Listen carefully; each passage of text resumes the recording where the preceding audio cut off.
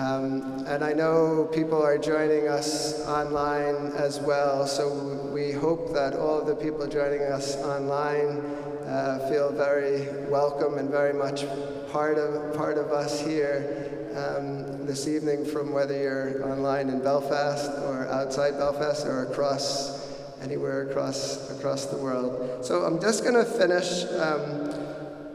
The idea to have this event in Clonard was, I have to give credit to Father Martin. I don't know where Father Martin is, but there he is. Because of some of the significant peace talks that took place in the monastery that involved a number of ministers and both from Protestant, Catholic backgrounds working together for peace, and then other political figures and representatives from all sections of our community. And much of that was through the work of Father Alec Reid. But Father Alec, I'm not sure if it went exactly the way Father Alec had wanted, and I just wanted to share something that was written after, sadly, Father Alec passed away. Father Michael Kelleher, former provincial of the Redemptorists in Ireland, wrote this about Father Alec. He said, "Father Alec had a deep conviction about the need for women to be equal partners in any human process, especially the processes of conflict resolution.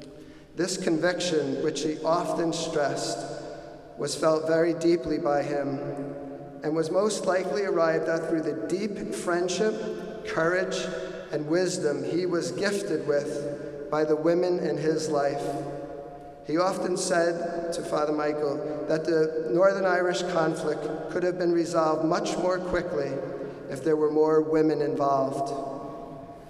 There are several images of Father Alec that will remain with Father Michael forever. One of them is of Alec giving the thumbs up to Queen Elizabeth during the state banquet in Dublin Castle."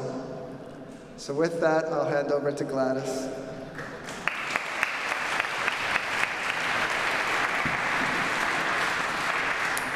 Thanks very much, Ed. My name is Gladys Ganiel, and I'm a member of the Four Corners Festival Committee, and I'm also a professor in the sociology of religion at Queen's University. So you're all very welcome to our event tonight at the festival called We Have a Dream, the Role of Women in Peacebuilding. Ed's already alluded to the significance of having this event at Clonard Monastery, so we're particularly pleased to have it here. So we have 4 speakers tonight. I'm going to introduce those 4 speakers before we get going. Dr. Maria-Adriana Deiana is from Queen's University, and she'll get us started. Her research specializes in feminist international relations, border studies, and the politics of gender and feminist activism in conflict and peace building. She'll provide an overview of UN Security Council Resolution 1325, including reflections on what it has accomplished in other parts of the world. She will also address why it has not been implemented in Northern Ireland. I'll then ask some questions of our other 3 panelists. Róísín Brown is an inspector in the police service of Northern Ireland, and she's been passionate about reconciliation since she can remember. As a teenager, she was actively involved in peace-building initiatives, and as a student, she participated on the Washington Ireland Program for Young Leaders and spent a summer working in the Northern Ireland Bureau, Washington, D.C. Prior to joining the PSNI, Róísín worked in the Northern Ireland Assembly, including 9 months where she worked for the Justice Minister. She's also held an Eisenhower Global Fellowship. Another panelist is Eileen Weir, a community development practitioner with extensive experience in building community capacity, supporting community cohesion, and strategic community development. She's currently employed by Shankill Women's Centre as the Greater North Belfast Women's Network Coordinator, funded by the Community Relations Council and the TEO North Belfast Good Relations Programme. Eileen also works within West Belfast with a wide range of community organisations and women's groups, and is currently working towards creating a West Belfast Women's Network. Then our final panelist is Emma De Sousa, a writer, campaigner, and peace builder. She took forward the first human rights case of the Good Friday Agreement, challenging UK immigration law to bring legislation in line with the agreement. She led in the creation of the first All-Ireland Women's Forum, serving as chair and facilitator for 2021-22. The Forum is a new peace-building structure that brings women together from across the island to work towards peace and reconciliation. She's regularly published in outlets like the Irish Times, the Irish Examiner, The Guardian, and Open Democracy. But it won't be just all talk this evening. We'll also have music from Ferna, a singer-songwriter who aims to tell stories that otherwise get lost in the noise, including the quiet sentiments of people who are often overlooked. Ferna's track Wasting from her debut album won the Northern Ireland Music Prize Single of the Year in 2022. So Ferna's going to get us started. Thank you.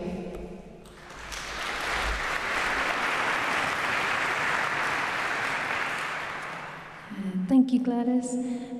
I'm going to play a song that I hope sets the scene. It was commissioned actually by Steve Stockman, who I think some of you might know and is heavily involved here in Four Corners, a year and a half ago. And the idea of this song was to try and capture the state of Northern Ireland. So you can imagine that was a fun commission for me. And I tried to approach it as if Northern Ireland was a person, what might they have to say? So I thought things haven't changed that much since a year and a half ago, so I thought I'd start with it. It's called Lapsed.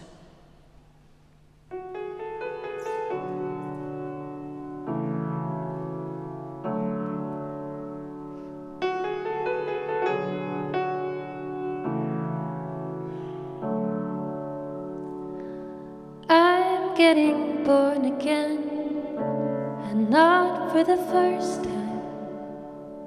The promise is comforting, at least for a while. Have you ever wondered why I can't seem to live with myself?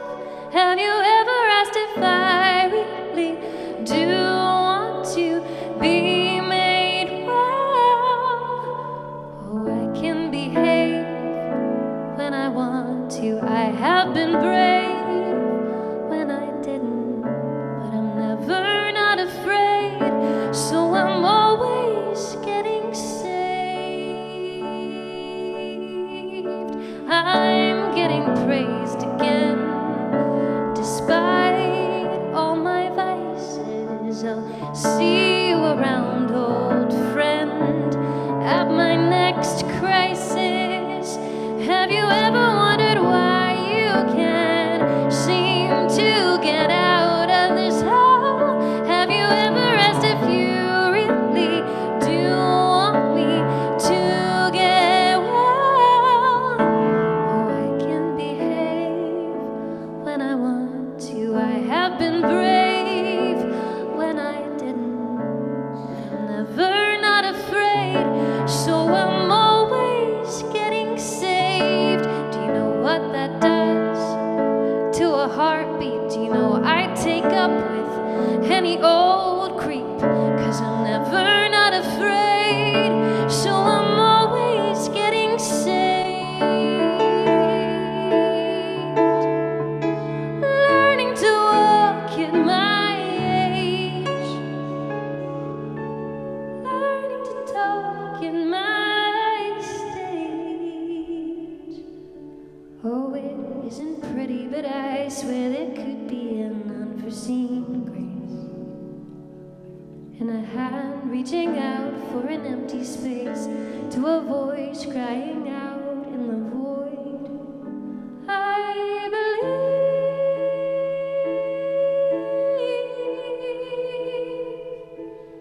I believe,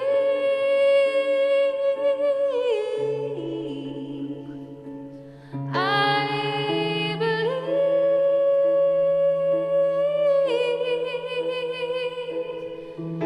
I believe.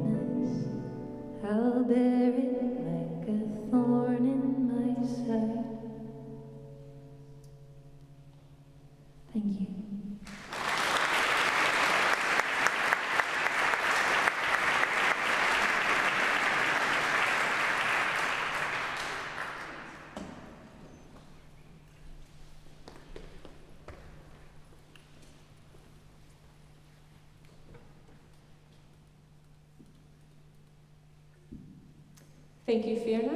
And as I said, we're going to start with Maria, and she's going to tell us about UN Security Council Resolution 1325 and its trials and tribulations. Thank you very much for having me here. It's really a pleasure, and thank you for the music, Ferna. It was really good. So, UN Security Council Resolution 1325 somehow becomes unavoidable when we talk about women and peace building, and is the resolution that became famous in 2000 because that's when the UN Security Council ratified it. And it was the first time that at the UN we saw an acknowledgement of the unequal effect of conflict on women and girls. And this obviously was an important moment, and it was also the result of decades of feminist organizing and women's organizing in sites and in areas and environments shaped by conflict, and it was also the result of intensive lobbying at the UN. So the resolution, in a nutshell, is a commitment to prioritize the need to include women in peace and security work, in all aspects of it, conflict management, conflict resolution, and of course, peace-building work.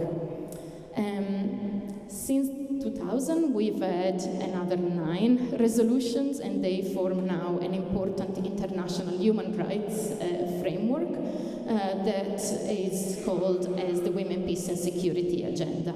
And this is basically where the UN has set out a number of principles and actions, which involve a commitment to increase the participation of women and girls in all aspects of peace building, including decision making. There is an attention to address specific needs that may arise for women and girls in conflict. And more generally, there is a commitment to have a gender-sensitive approach to all aspects of conflict management, conflict resolution, and peace building, which means basically an acknowledgement that men and women are affected differently by conflict, and also they can bring different knowledges and different experiences when we talk about peace building.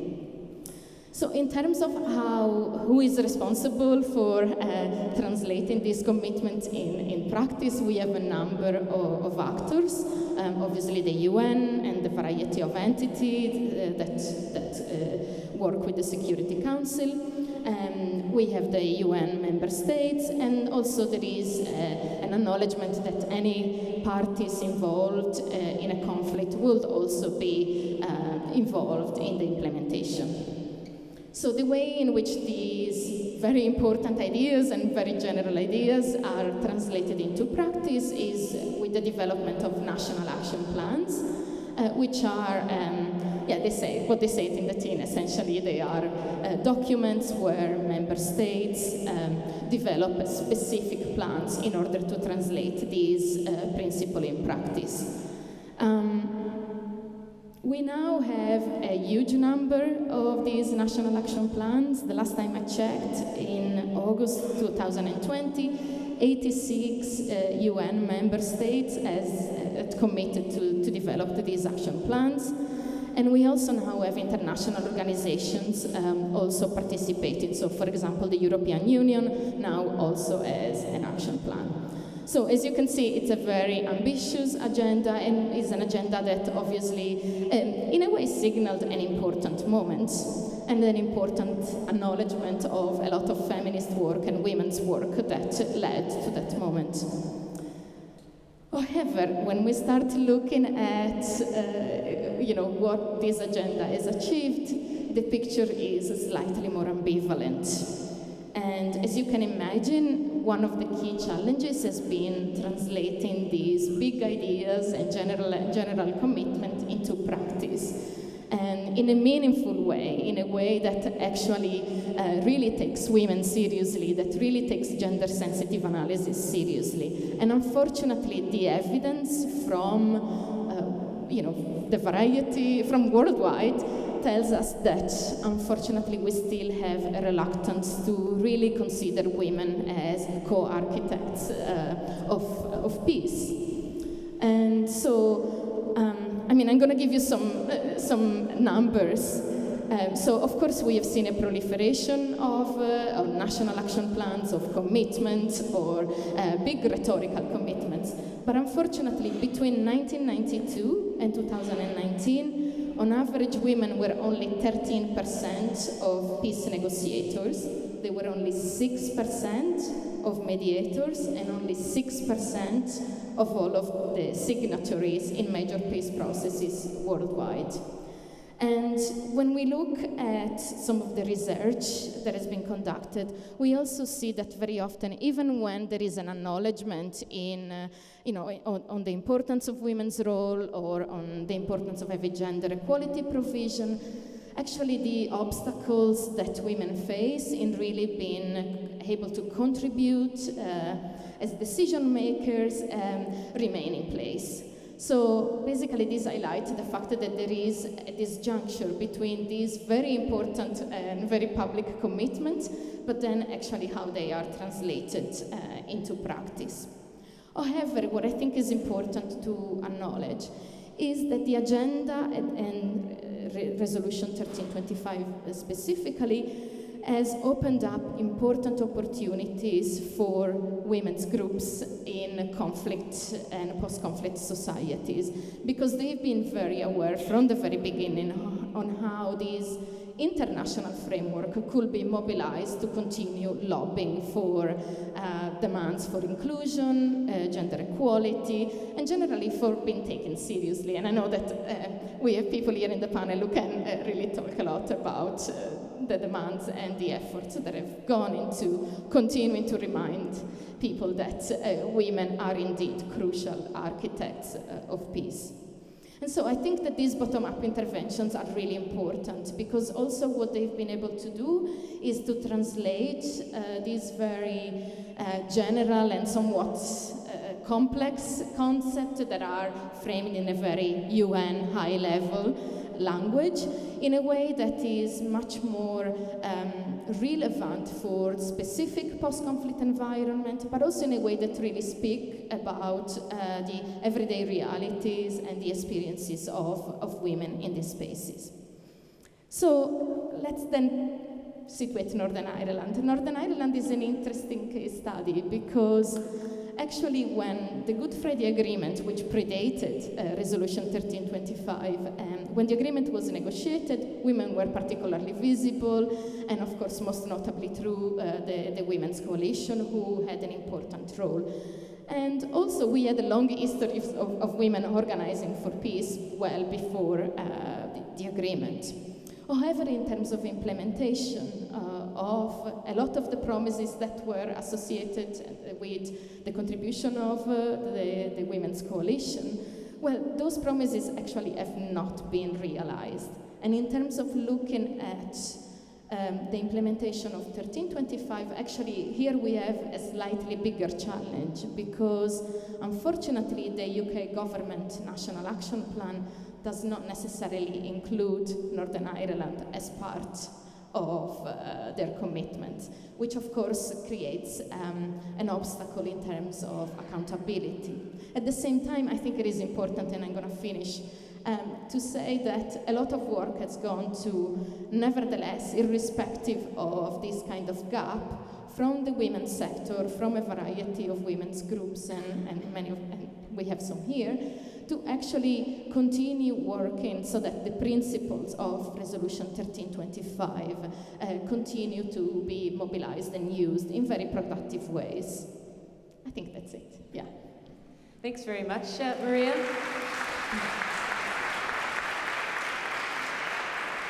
I think you highlighted really well the potential, but also the lack of fulfillment of 1325, and also that point there at the end. I don't think we can say enough that the UK government doesn't include Northern Ireland in this. That's a really, really important point. So now we're going to move to the three panelists, and each will speak in turn for 5 minutes. And what I'd like is for each of you to tell us about your own experience, so what it means to be a woman and a peace builder in your various communities or contexts, and include opportunities and also barriers that you've encountered as you've gone about this work. So we'll start with you, Róísín. Good evening. I just want to say thank you for the invite, first of all. This is a very symbolic building, and I think given that we are 25 years past the Good Friday Agreement, to be in a place where really that journey started is in some ways quite overwhelming. And I think as well it's important to say that Father Alec Reid and Father Reynolds and others had a dream, and it's feels quite symbolic to be here talking about the dreams that we have for the next 25 years. Policing is a privilege. I see it as a vocation, and possibly one of the last remaining vocations really out there. You have to really want to do it. And whether we like it or not, I do think that there is an overlap between policing, politics and peace building. I'm aware of the Chief Constable sitting in the front row, so I'm going to be careful what I say, but it is an uncomfortable truth and we have to embrace that. And in the post-conflict society or space that we are policing in, it makes it really interesting the role that police can play, and police do have a really important role to play in terms of peace building. And part of that is that after conflict, the police service become the legitimate sort of guarantor of security after, and we don't need to go into what happened during the conflict, but police have a real responsibility to ensure the safety of communities. And policing often gets kind of understood in a very simplistic way that police are there to bring justice. And in terms of the post-conflict space, we will never be able to do justice to the injustice that happened during the conflict, and that goes across the board in any place or any part of the place that we call home. And so policing becomes much more than just investigating crime or investigating things that have happened in the past. And part of that is acknowledging that in the post-conflict place that we're in, we're dealing with a lot of legacy-related problems, complex problems, things that make communities or frame communities in certain ways, and some of that is around residual paramilitarism, some of that is around really, really deep-seated trauma and hurt that have been passed down from generation to generation for people who have been really badly damaged by what happened during 30, 40 years of conflict. And policing is operating in that space where we're trying to understand communities, understand the dynamics that cause communities to act and behave in a certain way, whilst trying to deal with issues, disorder, crime in a way that kind of understands why they happen. And sometimes that's about understanding trauma and understanding community dynamics, so it makes it quite complex for us. And the other thing is that, and this is quite pertinent now, but even up until this point, we have always found ourselves as an organisation at kind of the intersection of lots of vulnerabilities. Some of that is of course around identity and the legacy of the conflict, but it's also more so around the rise of mental health issues, suicides, the cost of living crisis, which is also contributing to a huge amount of vulnerability in communities. And there's a real responsibility on policing, whilst understanding that we're operating in a post-conflict environment, to deal with those extreme vulnerabilities in ways that don't damage communities in the long run.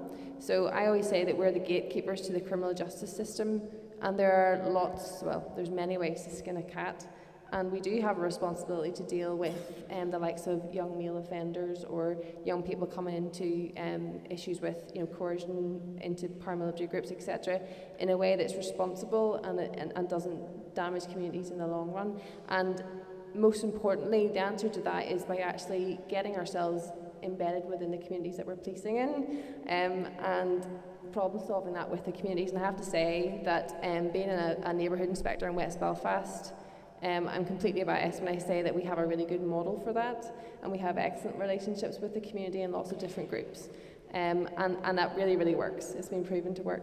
We saw that a couple of years ago when we had quite a lot of sort of bad disorder on the Springfield Road, working in partnership with the community to resolve that was really, really effective and really helped us.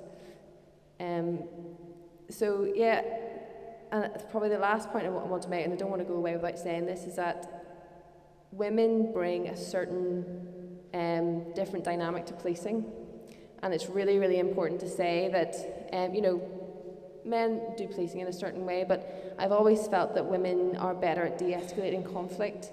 They tend to practice empathy a little bit more naturally. They are negotiators more naturally, and they definitely bring more capacity building, I think, to communities more naturally. And I know that there's a lot of talk around representation in the police service of Northern Ireland, but actually I'm more interested in the representation of women, particularly in the likes of neighbourhood policing, because I think they are such an invaluable resource for us. And I don't want to go away without having said that, because they are really, really vital, and I'm so grateful that some of them are here tonight as well.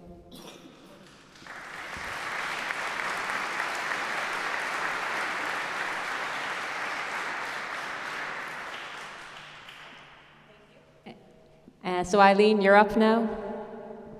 I prefer to sing. I really don't know how to follow these two.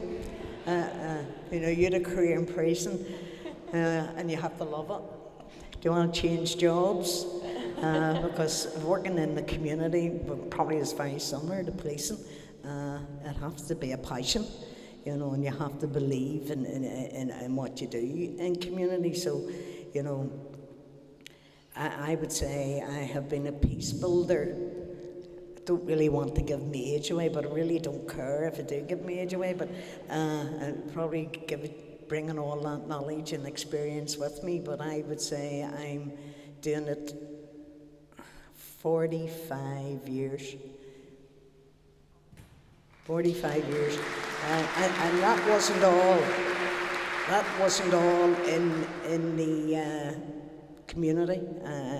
I'm only 28 years in the community, you know, so, and again, it's one of those jobs that you know you're making a difference, because when you see women that we work with, you know, I'm only a conduit, and a lot of the women that's working across the communities, we're working across the communities, and I say across the communities, I don't like the cross-community aspect or those words, because we're not just two communities any longer here in Northern Ireland. We're across a lot of communities.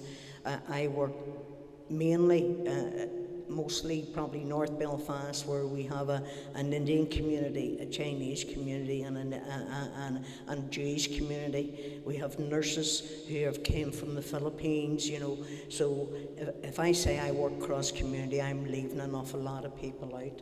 So when you're working in peace building, you just don't go in working with peace building. You have to build those relationships up within the communities that you're working in. And it's a responsibility of myself and other community workers to actually lead by example. You know, we need to build those relationships with each other, because if we don't build the relationships with each other, how are we expected the other women to build relationships up with other women who they meet for the first time and do a lot of work? A lot of work we do is a lot of hard-hitting work. And women, I have to say, I can't take credit for it. The women out there, and I mean women, look, you just have to look at this audience, that the chances and the risks that they take on a daily basis for peace building within their families, you know, their mothers, their grandmothers, their aunts, you know, and they are the backbone of our communities. It's just unfortunate that nobody recognises that. Nobody recognises the work that women do within these communities, because not only are they peace building, they're also carers, they're also childminders, they're also the breadwinner in a lot of our communities now, and we get no recognition. Plus we're peace building on top of that, plus we're doing good relations work on top of that too. And I would just, 1325, I probably was the first one to protest in favour of 1325 on International Women's Day so many years ago. It's not long ago, I can't remember. But the thing that gets me within, and I'm only speaking at grassroots, this lady will take it another stage, because this is the new generation of peace builders coming through, which I'm glad to say. And really, we don't have very many younger people coming in to the peace building, because we're not getting the investment that we need. And I don't say funding, I say investment, because when you invest in women, you invest in the communities. You know, and there's, you know, I mean, I could go on forever, I really could, but what I would have to say, there's levels within the 1325 that it says all levels, and I'm only really interested in getting round the table at a grassroots level, because that's where I work, that's where my passion is. I'll let the like of Emma and other ones take it to the next stage. But it's very, very important that we actually, at grassroots level, rally round and see us all on International Women's Day on the 4th of March at Ryder Square, and come and bring your banners, because enough's enough. We need recognition of the peace building that all of yous do, and an awful lot more of women in our communities do, but we need to be sending a message to our media, who never covers anything about women and peace building. You know, it's always done by ourselves, and we need more men to actually rally around us and support us as well.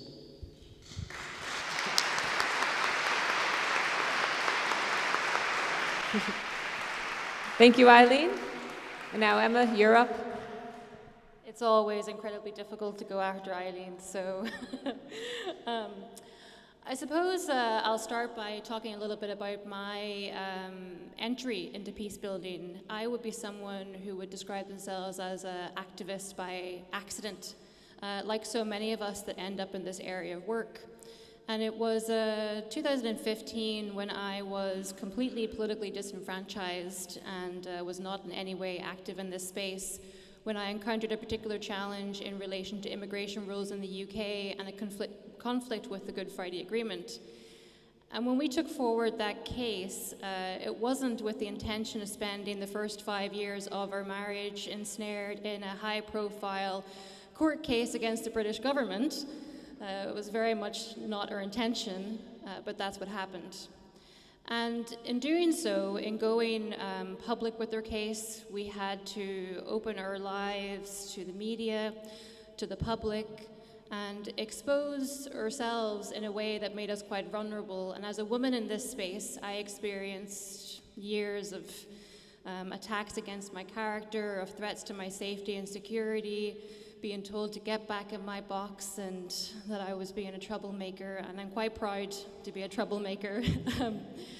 Having eventually changed UK immigration laws to bring it in line with the spirit of the Good Friday Agreement. And it's safe to say that after 5 years, I kind of got a taste for it. And I became quite passionate about the lack of implementation of the Good Friday Agreement.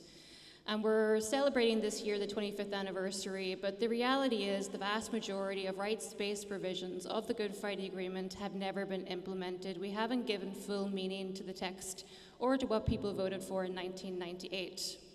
So following our case, I turned my sights then onto the inclusion of women in peace building, because women remain largely underrepresented in the media, in politics, in peace processes.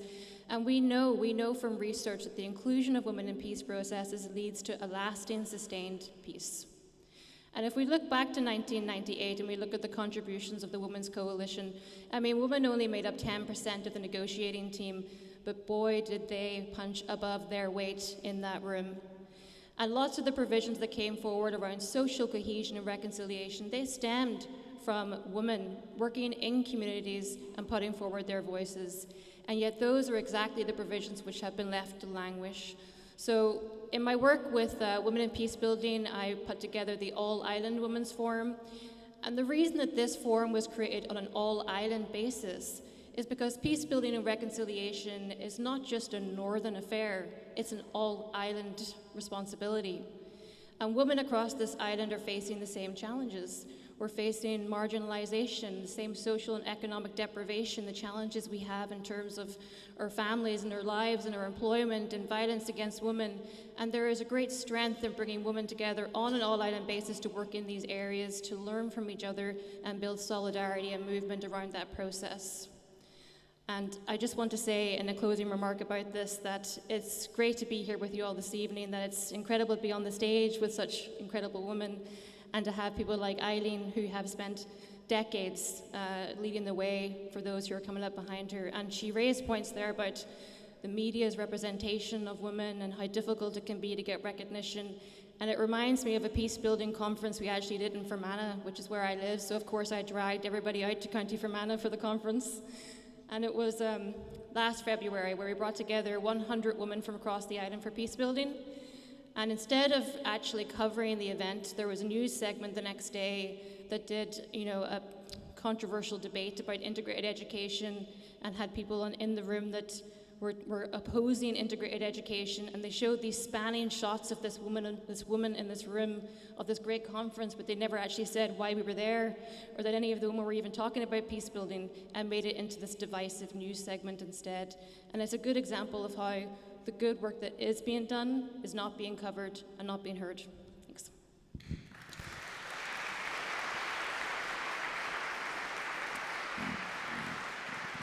Thanks very much for all your responses there. Just draw a couple of things out to think about. You were asked us to reflect on opportunities and limitations, and what struck me about some of those opportunities are around, throughout all the speakers, the emphasis on building relationships, taking those opportunities, risk-taking, and this sort of a vocational approach to work as well. Róísín used the word, and to me these are issues that are related to virtue or character, and I think you've highlighted those opportunities really well.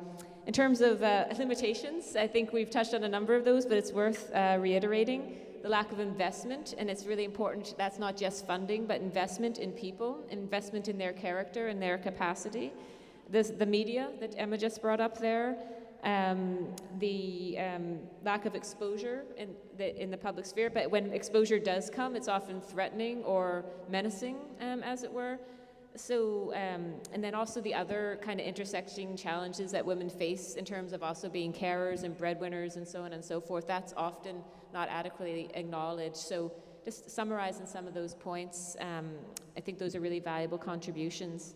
So now what I'm going to ask of all four contributors is to just reflect for 3 minutes this time on what it would take to get more women involved in peace building in Northern Ireland, particularly in light of some of those barriers, but also the opportunities. So Maria, will you start? Yeah. I'm not sure that the problem in Northern Ireland is that women are not involved. I think that we have a large, long-standing history of women's networks, women coming together, working in their communities, working across different communities. And really, I mean, even just when I was preparing for today, I went back to review, the various initiatives, organizations, the various projects that are women-led and that continue to, irrespective of all the barriers, to continue make demands for being taken seriously, for their work to be acknowledged. So I think that the first thing, and I'm not saying anything new, it is to really take women seriously, to continue to, and also to support those who have the knowledge, those who have the skills, those relationships that have been built, at least, as Eileen said, in 45 years. So there is a lot of knowledge here, and there is a lot of skills and work that has been done. So I think it's a matter really of looking closely and actually making realize decision makers and demanding that actually they open their eyes. So that's one thing. I think what Eileen was saying in terms of investment, it is obviously important because network expertise, relationship, care work need to be supported, and they need to be supported because they're central to peace, because they're central to how society work. And I think that, the pandemic has really showed how important care work is, how important the work that very often is done by women is, and yet we don't seem to have learned those lessons. And unfortunately, this is applied all over the world. I've seen it in my own country, in Italy. We've seen it all over. But I do think that in Northern Ireland, obviously, there are additional complexities. There are legacies that Róísín was talking about. So it kind of becomes even more urgent that we continue to make demands and to continue having these conversations in every place, in every opportunity, and that we just amplify the work that is already there.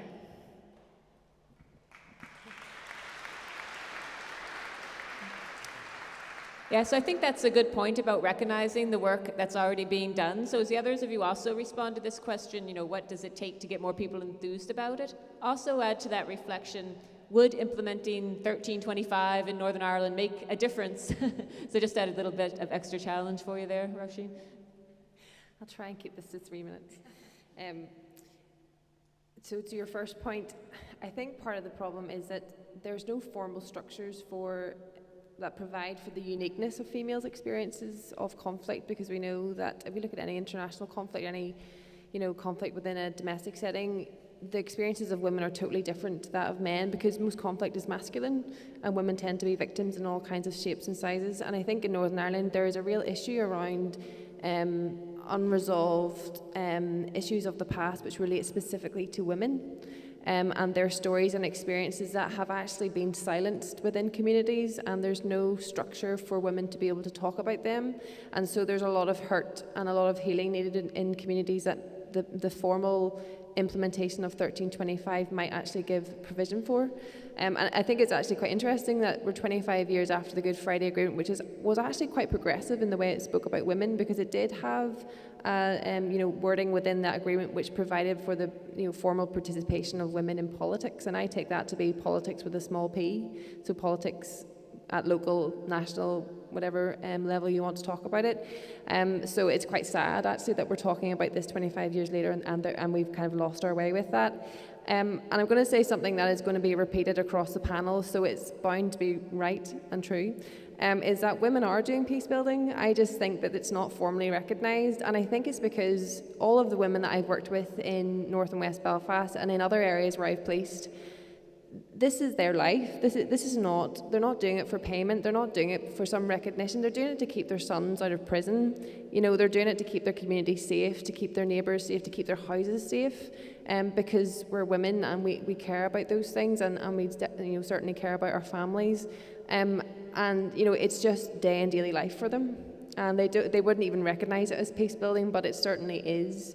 And it's the glue that kind of keeps communities and families together. And even in terms of the issues that we face from a policing perspective around paramilitary threats and all of that kind of, which still goes on, it's often women who are at the forefront of defending their families and keeping their sons, and it's generally sons, out of trouble. And maybe there's just no formal recognition of that.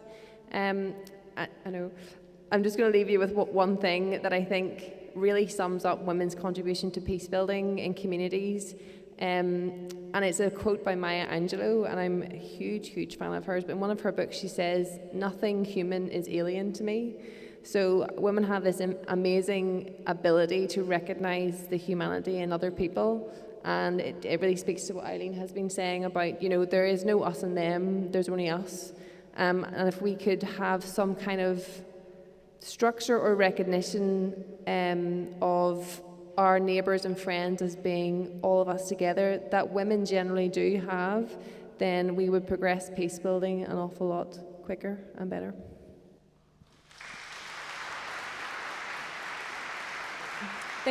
Thank you.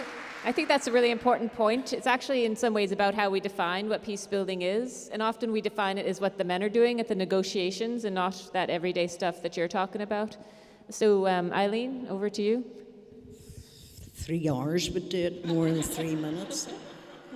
1325, grassroots level, I believe it would help an awful lot of the situations that we come across, especially when there's parades and flags and different things that's out there, and social media railing people up. Because for the last 25 years, it's been the same people around the table in those communities. There's been no women around those communities. Now, I've been working in particular North Belfast for the last 15 years, and I've never been invited to an interface meeting. And there's 32 interfaces where I work, and there's 18 women's groups, women's organisations on my network, and not one of them have been invited to the table when it comes to anything. So if 1325 was implemented at all levels, I'm not necessarily saying I need to be at the table, but there needs to be women at those tables because they do put a different slant on it. And it's not about getting rid of the men. By no means. I want them at the table because I want to be able to challenge what they're saying, because I'm in the community and I hear what the community's saying, and I say nothing unless I run it by the community first, because it's not me. I'm a conduit for their voice, for the unheard voices. So our unheard voices in these communities are not being heard, and we're only hearing the voices of the people around that table. And I have been in situations where a man has spoke for a community I was working in, and I just happened to be at the same conference. It wasn't peace talks or anything else. It was a workshop, and he talked about an area and what they say and what they're not going to do and what they're not. And I went, whoa. I says, I work in that area. He says, I don't know you. I says, well, know what needs to happen here? Your people need to meet my people, and then we can talk. And then we can talk about this community. But you cannot talk for a whole community. I cannot talk for all the women. I can only talk for the women who I'm in contact with. And I'm telling you, it's many. It's many women of different community backgrounds and different faiths and different genders. And we're right across.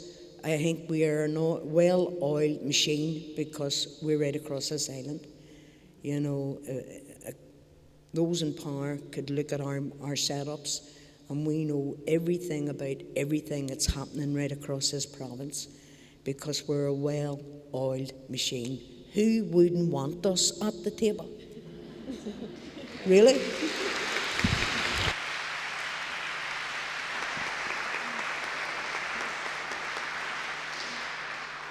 So I just want to re-emphasize the point Eileen made there about how if 1325 was in operation and implemented, and there was some sort of even quota type system for women's inclusion, that this would be incredibly helpful. We know from other parts of the world that attitudes don't really change on themselves. Kind of structures help those attitudes change. Once women come to the table and people see their contribution, it's then that the attitudes change. So the structure can change the attitude about what others can contribute. So Emma, over to you. Yeah, I would agree with that the structures do need to change, and having those structures and framework in place will speed up the pace of change because it's not going to happen on its own.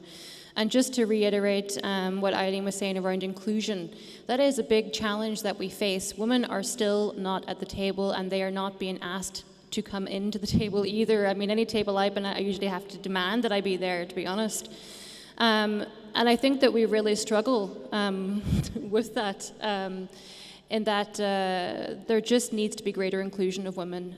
We can't have a situation where we have committees being set up that are set up with 12 men and 1 woman at this stage. It really needs to change. And I think one of the challenges we also face is that we do have, I suppose, an aging population of peace builders, that there is not enough young people coming up to take the place, I suppose, and take that baton forward. I personally believe we're not doing enough to equip the next generation with the skills and resources necessary to take forward the peace process.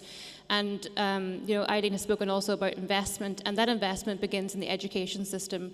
There is not enough being done in the education system to really educate the next generation with the work that went into the Good Friday Agreement and what needs to happen to take that peace process forward, because we now have to start thinking about the next 25 years and the next generation and how they can contribute to that.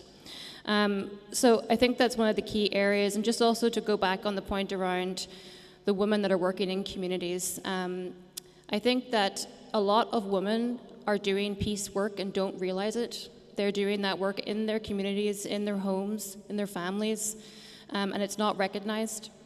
And I think that when we look at the future generations coming forward, we have to address some of the systemic challenges, things like violence against women and girls, in terms of being able to increase investment in the sector as well, because it's not necessarily the most appealing of jobs. When you come forward as a woman in peacebuilding, you're going to be overworked, under-resourced, and you're going to experience probably higher levels of abuse and harassment for the work that you do. So we need to address the systemic barriers and structures that are making this a difficult space for women to operate in, and ensure that women can be given the skills necessary to come forward.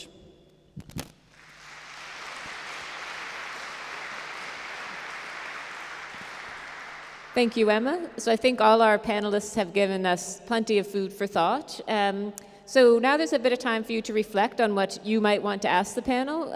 We'll have a roving mic in a few minutes, but first I'm going to invite Ferna to come to the stage again, and you can use her music as a backdrop for your questions, your formulations, or your meditations. So thank you.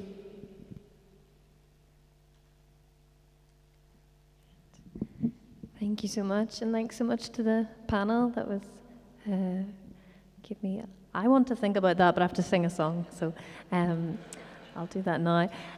This song is called New City, and it's kind of about, I suppose, finding a space where you can feel free to bring your whole self, feel free to contribute. So hopefully it aids your thinking a little bit. I made it to a new city, giving my number to perfect strangers, and they're calling me back. I'm making it up to everyone. I'll be the oldest, latest version of myself all at once. Just hold me back, and tell me if I repeat myself, tell me if I repeat myself, so I can draw a line with diamond razor blade. Tell me if I repeat myself, tell me if I repeat myself, 'cause I wouldn't mind hearing it over again, like living in a dream scene. At any second could all come tumbling, but I'll ride the crash, ride the crash. Oh, you never get a clean break, but I've been tending to every fault line, and I'll walk it back, and tell me if I repeat myself, tell me if I repeat myself, so I can draw a line with diamond razor blade. Tell me if I repeat myself, tell me if I repeat myself, 'cause I wouldn't mind hearing it over again.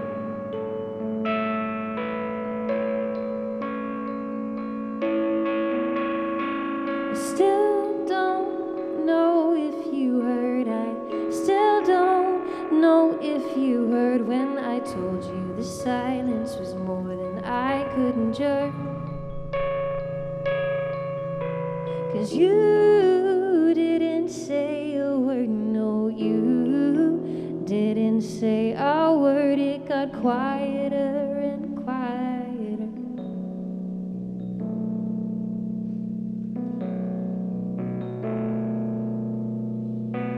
Tell me if I repeat myself. Tell me if I repeat myself, so I can draw a line with diamond razor blade. Tell me if I repeat myself. Tell me if I repeat myself, 'cause I wouldn't mind hearing it over again. I made it to a new city. I made it to a new city. I made it to a new city. I made it to a new city.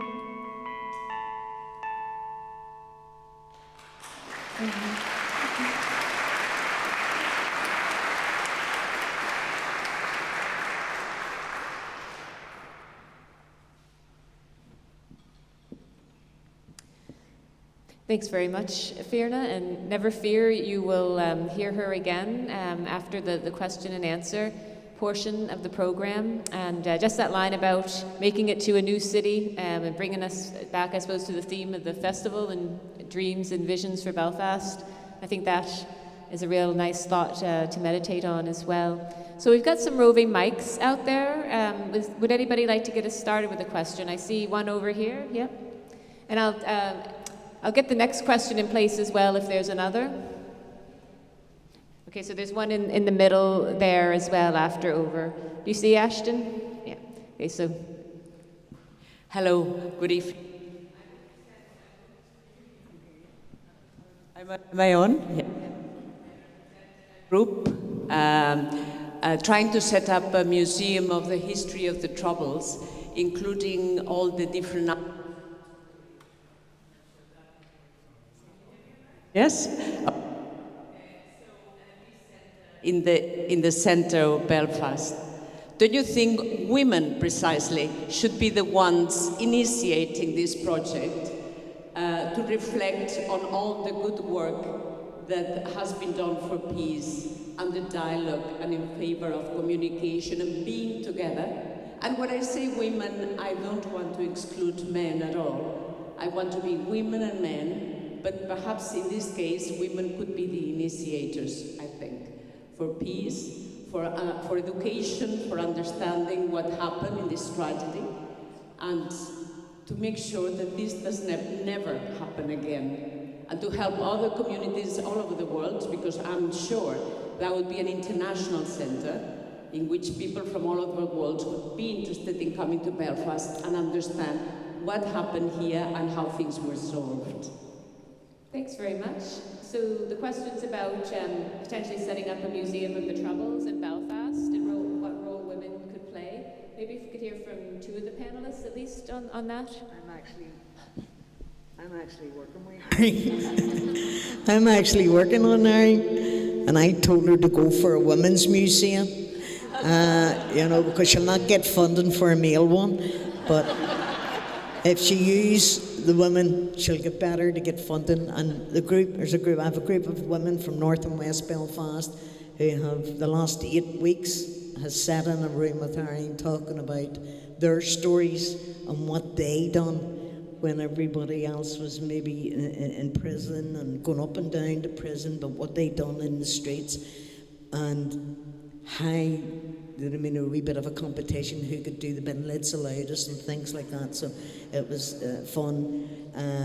I don't know if museums, yes, I think are great, and they're great to look back. Don't get what we need as women, and the story needs to be told of women and the work that women done during the Troubles. But when you take it even further than that, it's the work that women has done from the war. Look at the work that women done through COVID. So yes, the story needs to be told, but being here and being from Northern Ireland, it'll be turned into something political, and we don't need anything to be more political than what we've already got. Yeah, thanks, Eileen. I don't know, I'm putting you on the spot, Emma, I suppose, because you commented earlier about the importance of education in the younger generation. Maybe you could speak a little bit around that, about what role museum could potentially play. Yeah, I mean, look, I think that I speak. look, there's a great space would be created in having a museum. I think that would be very beneficial. But I also think that we have a tendency when it comes to the peace process to perhaps look backwards a little bit too much, to look a bit too much to 1998 and not necessarily to today and the future. And I think that while there's a great need for more education, more understanding of our history and the role that women have played, I think there's perhaps a greater need to invest in education and how we take these things forward and find new pathways and solutions to the critical problems that are really facing us here in Northern Ireland. Thanks. So the question that was in the middle there?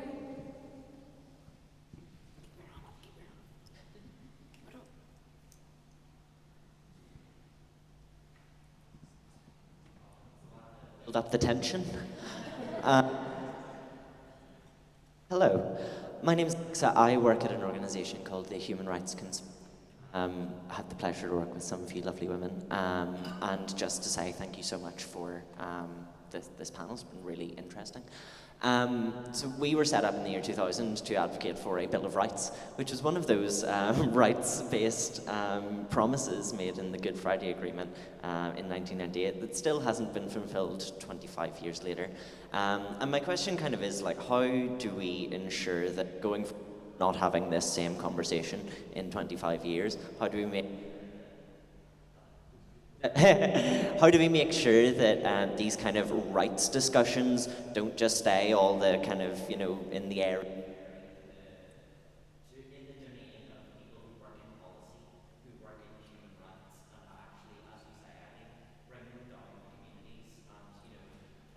For instance,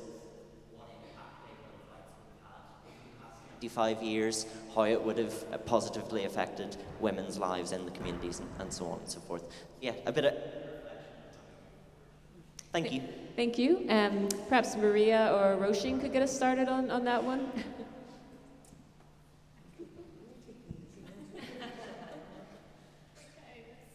That's a big question.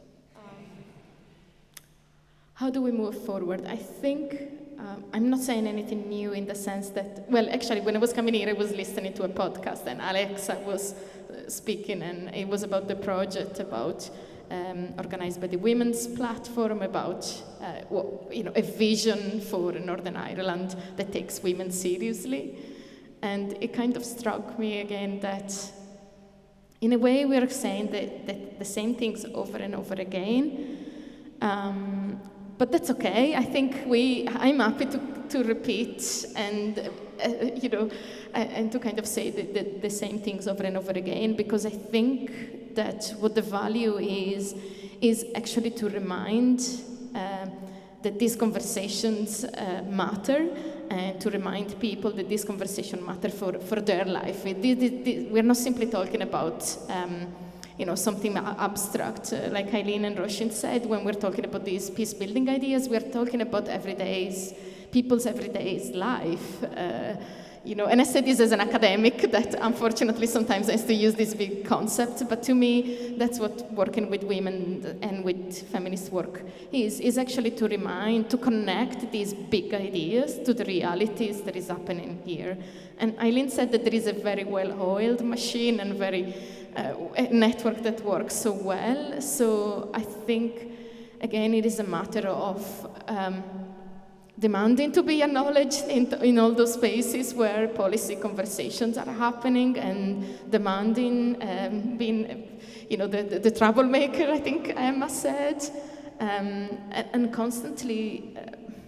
I think somebody said that feminism is not a comfort blanket that you can wrap yourself in. It's a matter of continuously asking difficult questions, and until we get the demand, until the demands get met, then it's going to have to be that kind of hard work, and that's where education maybe also needs to come in, so that it's not always the same people who are carrying these.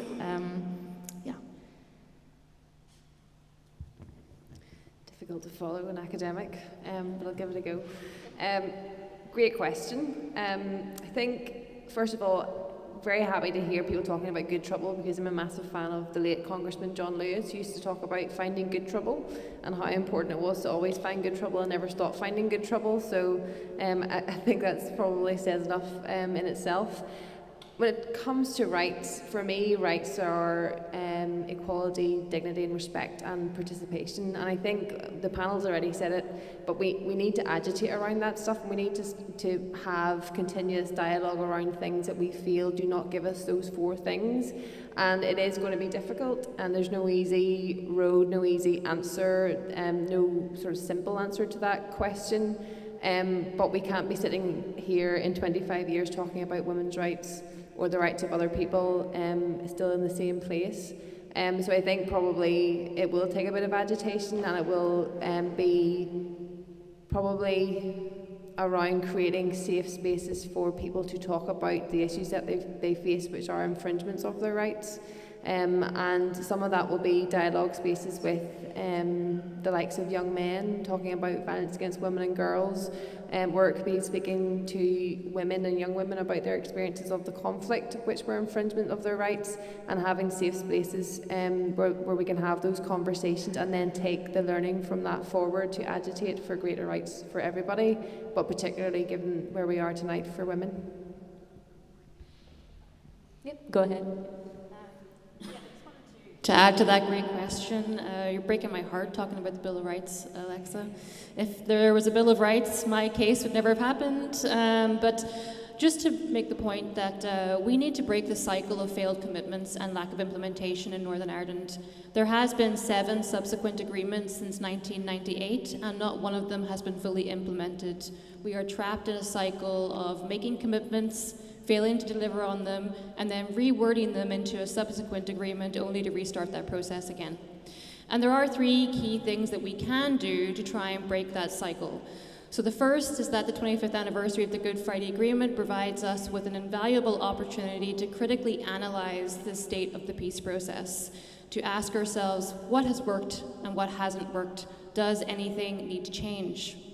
And if you look at the implementation of some of those aspects, for example, if you look at the fact that our education system is still 93% segregated, if we continue at that pace, generations upon generations of young people in Northern Ireland are going to continue growing up under the same historical trappings and divisions as their parents and grandparents. It's simply not good enough.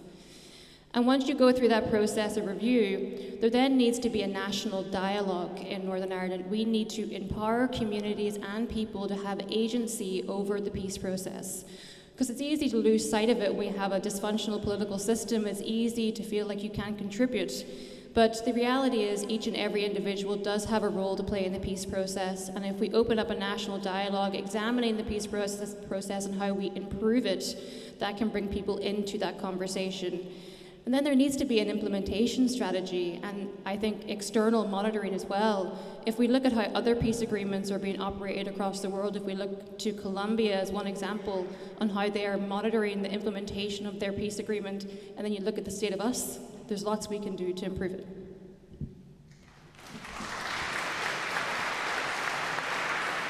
Well, that is an impressive suite of practical recommendations. I'm look out to the floor. We probably have time for 2 more questions. So there's one there and one here. Oh, and a third. We could take the 3 all together and try to be as succinct as you can, and then speakers can choose which they wish to address.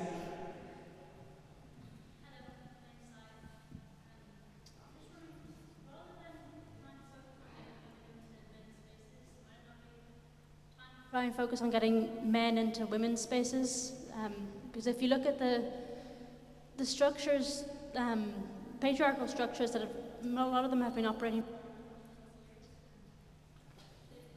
largely failed in achieving their social aims, and with all the resources and the power that they have, because humans are essentially emotion-driven and irrational, and so the work that people like Eileen do suits the human state a lot more. So if more men worked in the grassroots rather than trying to get women up as directors or whatever, it might just work out a bit better for the human race. Thanks, and then go to the next question there.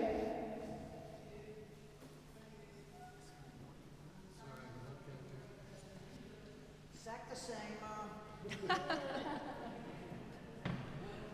Cheap stuff from there.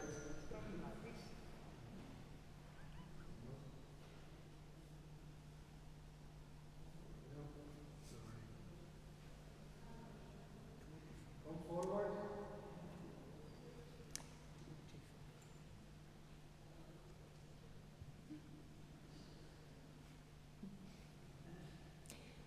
If you don't mind coming up to the front and using our mic. Really put you on the spot.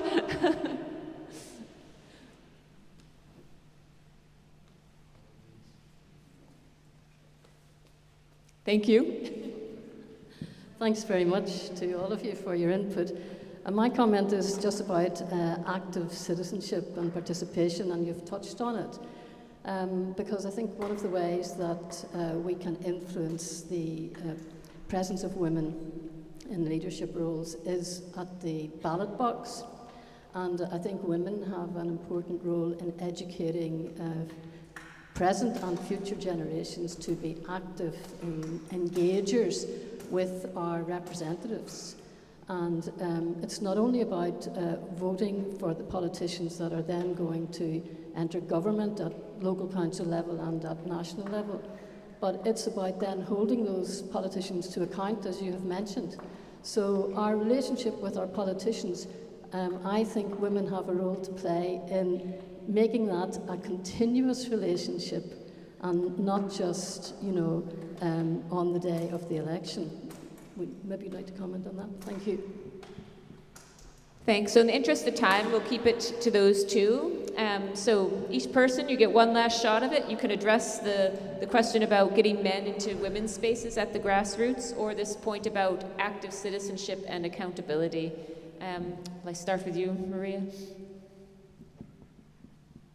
Maybe I'll go on the question about the men in spaces. I think it is a matter of, sometimes it's also a matter of giving space to people and realizing that in certain structure and in certain spaces there are other knowledges and other values and other experiences that matter.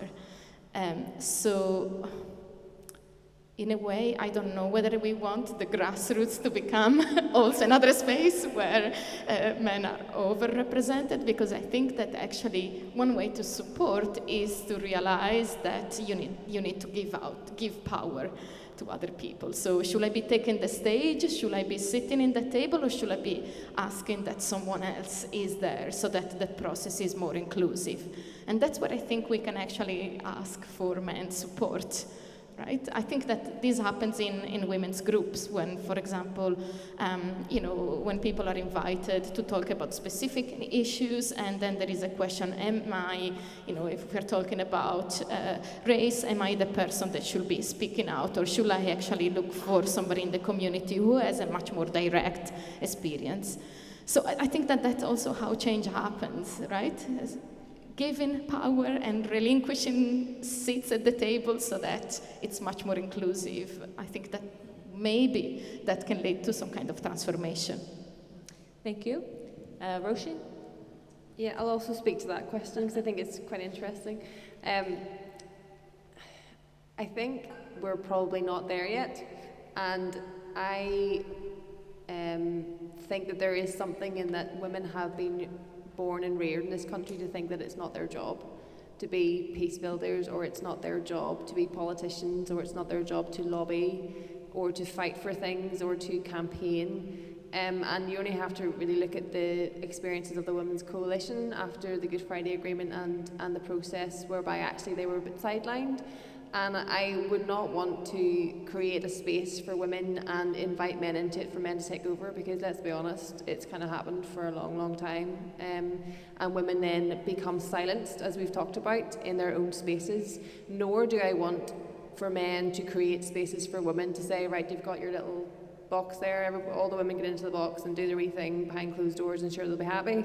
So there has to be a bit of a medium, and I think that is in around building allies with our male neighbours and friends and colleagues, to get them to understand the importance of including women and empowering women to have these conversations and to participate really, really practically to peace building.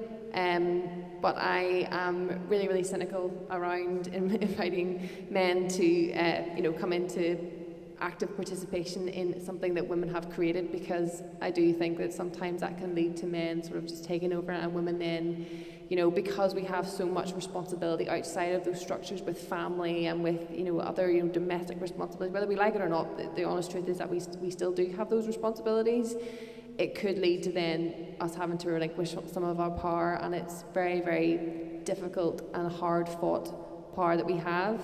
So there's a bit of work to be done, I think, before we can start doing that. Thank you. So we've worked you hard tonight, but Eileen and Emma, if you could do roughly 1 minute each, and perhaps if you can address the active participation question. The active participation question, or the accountability and the active citizenship aspect. Yeah, I mean, wholeheartedly. I know this woman sitting beside me is very, very keen to speak, so I'm not going to take her thunder, but the civic forum is something that is going to be looked at by certain individuals, and we need to get civic engagement in anything that really happens here.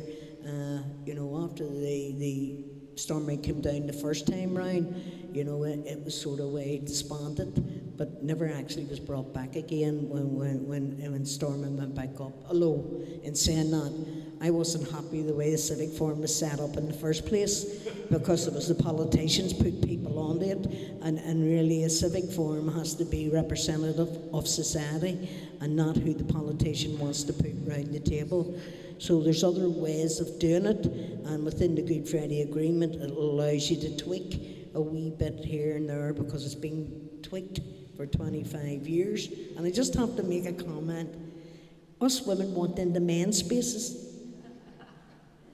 It's the men's spaces that we want into. And and I think I had to say that because I have a lot of great friends and a lot of husbands of wives. You're better feminists than their wives. So there's a lot of great men out there, and women just don't talk to women, Women talk to everybody, and we have the men sheds, so don't start that, or the women will want to go into the men sheds and everything else. We need our space, and women's centres and women's organisations were set up for a reason. You'll not walk into any women's organisation without having to ring a bell, just to make sure that it's not somebody that has beat her up the night before trying to get in to get her. So there's reasons why women's centres were put up in the first place. And if we didn't have those women-only spaces, you wouldn't have 25 years of a Good Friday Agreement.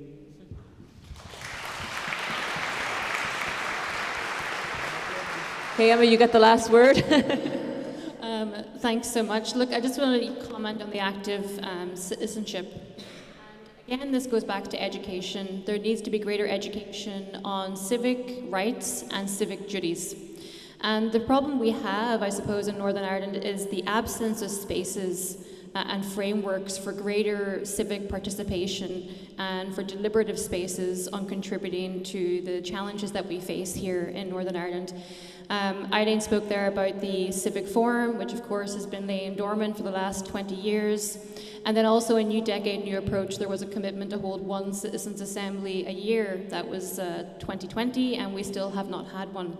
There is a democratic deficit when it comes to having participation of wider society and civic society in the challenges that we face here and bringing them into the room. And we know from other countries that this is a really effective space, that whenever you bring citizens into the conversation, when you have a strong civic voice, a strong civic society, that's where the pathways and solutions are found. And so, as Eileen alluded to, there will be a new project, a new initiative coming out soon. I can say no more than that, but that is aimed at trying to recapture some of the spirit of 1998, trying to re-engage communities and start a new process of civic engagement around trying to find pathways and solutions to some of the challenges that are hindering the peace process. So all I'll say is watch this space.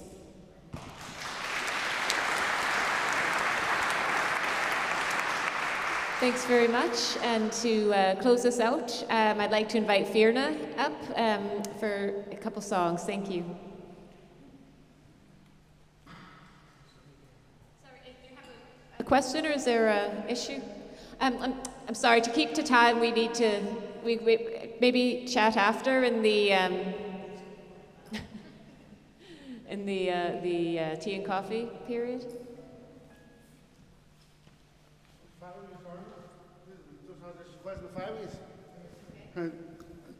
So is there anyone ever here the second coming of the Lord Jesus? I'm only asked for 5 years here. He got back for love and mercy. I've been about this England and Belfast, England, all this year, prisons. But you have to forgive. And I haven't through that. Time will tell. I've seen people you wouldn't unbelieve who I've seen and met in my life. But we can do it if we put our heads together. We can change the whole world. All it takes is one man. As the old saying is, don't shoot the messenger. You know what I mean? Thank you very much. 5 years, 5 women, now it's only 5. I'm sorry. Thank you. You've made an excellent point about forgiveness, love, and mercy, and that's vital to peace processes. But we need to keep our time because we don't want to delay the evening much longer. So thank you for that, and we'll turn it over to you now, Ferna.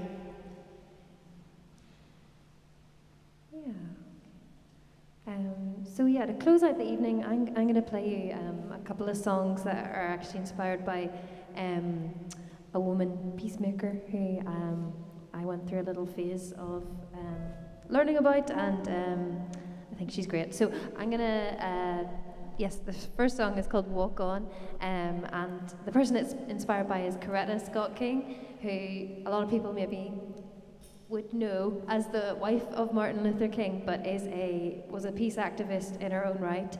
And the first song kind of came about after I watched the film Selma, and I just thought it was kind of interesting watching what she was doing behind the scenes. So not only was she kind of on the front line in the marches, she was also doing the washing and picking up the phone when the death threats were coming in. And I suppose it's just kind of a tribute to that role where someone is they're not the main character, they're not in the main frame, but they're carrying the domestic load, and how important that is, and as we've already talked about, is often uncelebrated. So this is called Walk On.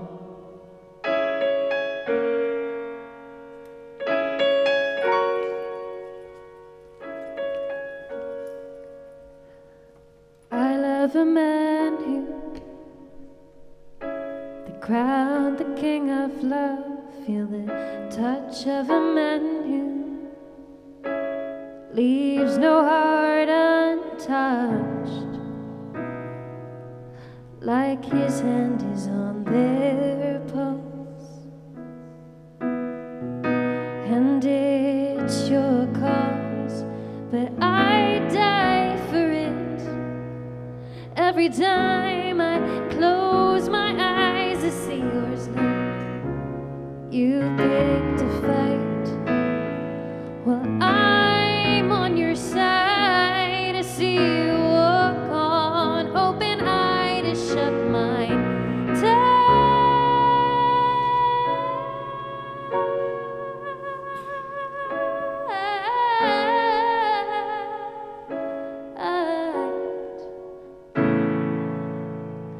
I don't believe him when he speaks, though at his word crowds gather, they scatter. He will not convince me, hand on knee, saying our time will come, you'll see, like I'm just another devotee, and it's your cause, but I'll die for it. Every time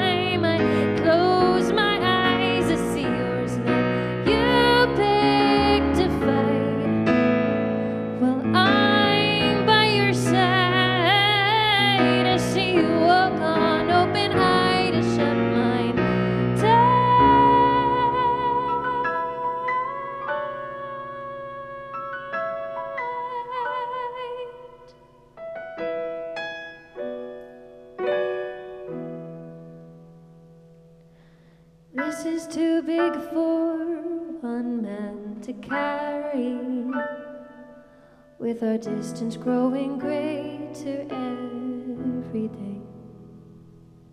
I dreamed that we got old and ordinary. Now I just stay awake. Now I just stay awake and pray. Now I just stay awake. Now I just stay awake and pray. Now I just stay awake and pray that I won't walk away. Thank you.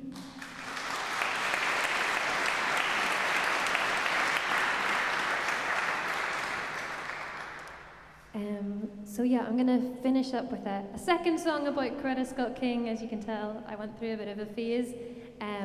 So after I watched the film, I learned a wee bit more about her, and yeah, kind of discovered, as I alluded to maybe earlier, that she was an activist before Martin Luther King was, and he would actually credit her with getting him into activism, and she was kind of at the forefront of protesting against apartheid, just really ahead of the curve.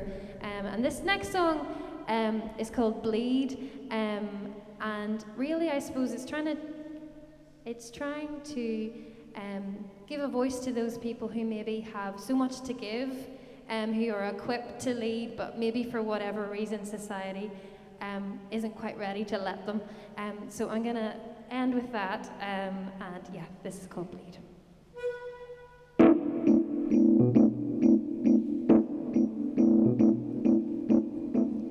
I bleed too much once a month.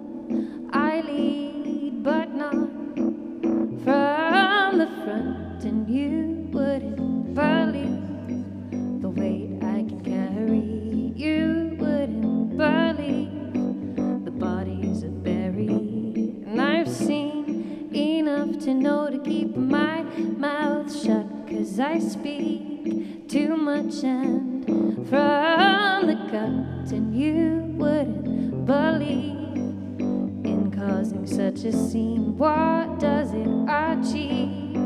They suffer so silently. I'll carry the water, I'll break in your daughters, and I'll keep the faith every inch that you take. Her touch stopped the bleeding. If it's the same book we're reading, I'm reaching, I'm reaching, I'm wretched, believing.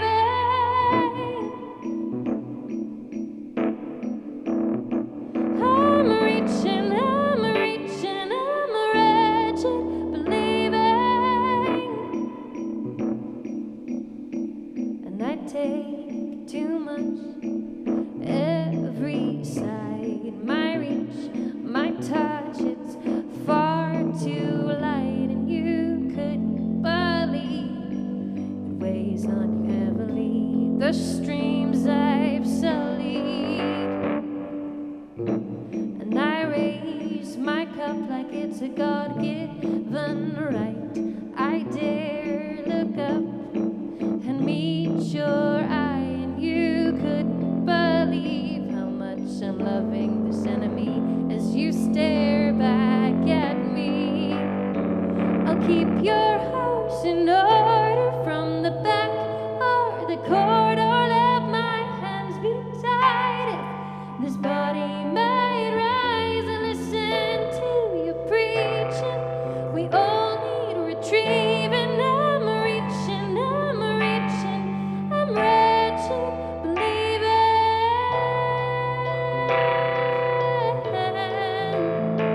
I'm reaching, I'm reaching, I'm wretched, believing.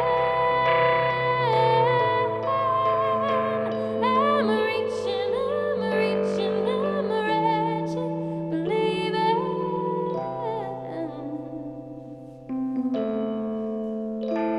I'm reaching, I'm reaching. I'm reaching, I'm reaching. I'm reaching, I'm reaching. And as the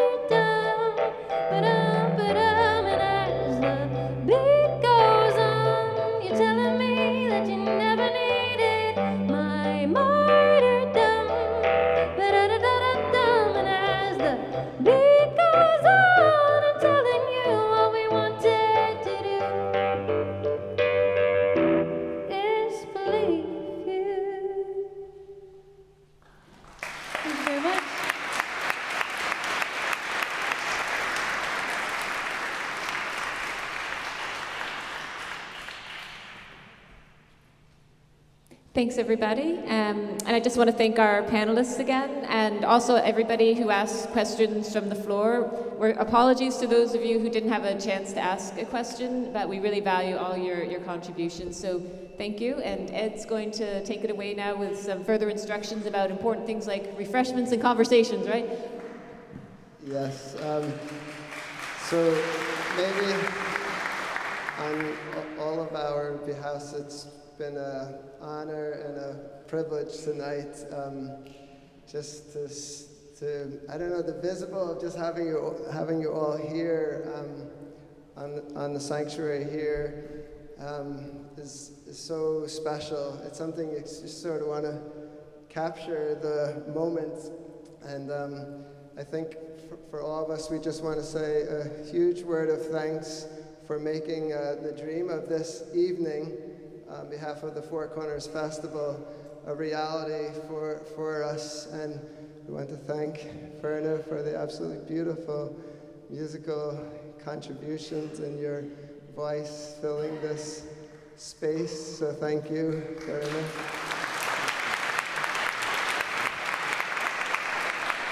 And to each of our panelists, Maria-Adriana, Róísín, Eileen, and Emma.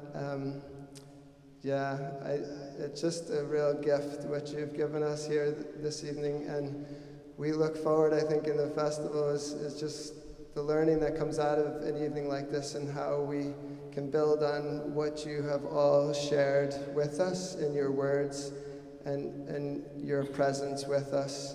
And to thank Gladys for guiding us all through this, because I'm sure many of you could switch seats and Gladys could be there and others could be where Gladys is. So again, I think we would like to thank each and every one of you.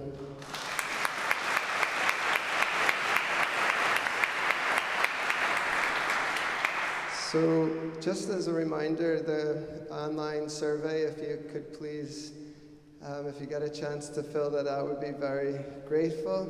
The little donation envelopes are available, and there'll be little buckets around somewhere, whether if you're leaving or hopefully you won't leave, that hopefully you'll be able to stay. We want to thank all those who have joined us online as well. We don't want to forget about the time people are giving to be part of the festival when they can't be physically here with us. Particular word of thanks to so many young people who are here, many students. We're really grateful for your presence as well. And lastly, just to say about other events, I had mentioned the Dreaming of Home, Hope in the Face of Homelessness exhibition on Rosemary Street in Artcetera.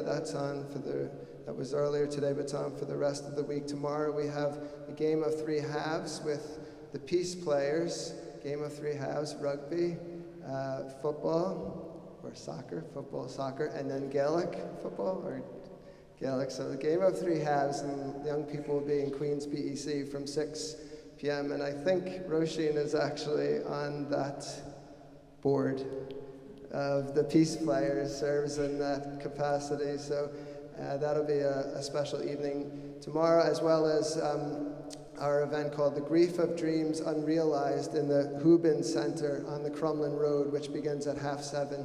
Probably the best thing with all upcoming events is if going on to the Four Corners Festival website, and everything is there, and there are thankfully so many wonderful events to look forward to. So I think that's about everything, outside of maybe just a final word of thanks to John and the Chief Constable in particular, being present here on an evening like this. It's very much what the Four Corners Festival was kind of the dream that Steve and Martin had. Your presence, we're very grateful for you being here. So we really hope that we're grateful. I know we've gone a bit over time, but we really hope that you'll go even more over time by coming into the monastery where we have some refreshments, tea, coffee, and some biscuits and things. So hopefully, you can join us, and we look forward to seeing you at other Four Corners events. Good night.